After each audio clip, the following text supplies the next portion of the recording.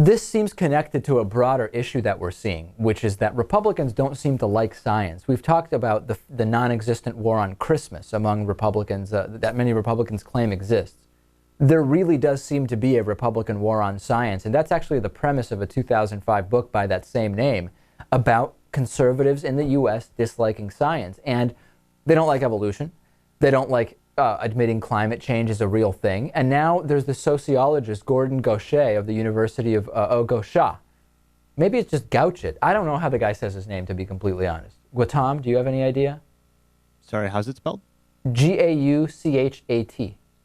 Maybe it's Guasha? Right. Of the University of North Carolina, published his findings in an upcoming issue of the American Sociological Review. He looked at data spanning about 35, 40 years and found that trust in science as relatively stable over the 36-year period, except among self-identified conservatives. In other words, the only group who experienced an increasing distrust of science was the self-identified conservatives. I'm not surprised.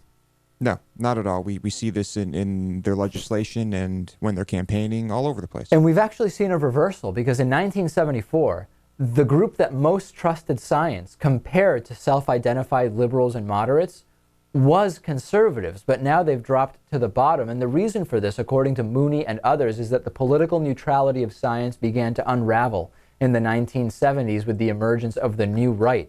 This growing body of conservatives that were distrustful initially of the intellectual establishment, and via extension, science as a part of that. It's incredible when you think about how science is growing in terms of acceptance, right? Like overall, it's becoming more widely accepted. So how is there this minority that seems to be going in the opposite direction when everything around you is headed in a different direction? It's connected to this concern over religion and defending traditional values in the face of a modernizing world, as you're saying, Lewis. More and more people are realizing the value and I don't know that I want to use the term authority of science, but it has definitely prompted this backlash. And conservatives with high school degrees, bachelor's degrees, graduate degrees, they all experienced a greater distrust in science over time. And these are statistically significant declines. And I'm just not surprised at all. It's what we're seeing. The question is, can the Republican Party really survive with this? I mean, right, how long can this go on? Some Republicans who understand the problem have said the Republican Party can't continue being the anti-science party. It's just not going to work long term. We'll see what the fallout is. I mean, Gautam, where could this go?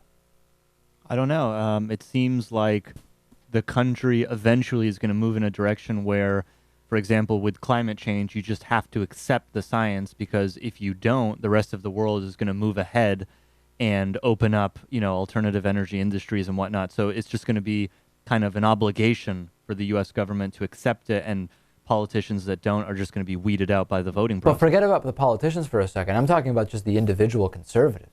What are they going to have to be dragged along, Lewis, in some sense? I mean, I would imagine that that as people from our generation are becoming politicians, I'm guessing that this will disappear, this mentality. Like Natan said, I think it has to. I think it's going to come to the point where people who adopt this mentality will basically just be like a cult. You think so? And a very small minority. I see no alternative. All right, we have heard it from producer Lewis. That's as far as we can go. I don't think we can go further than you did, Lewis. So I took it to the max. Yeah. All right.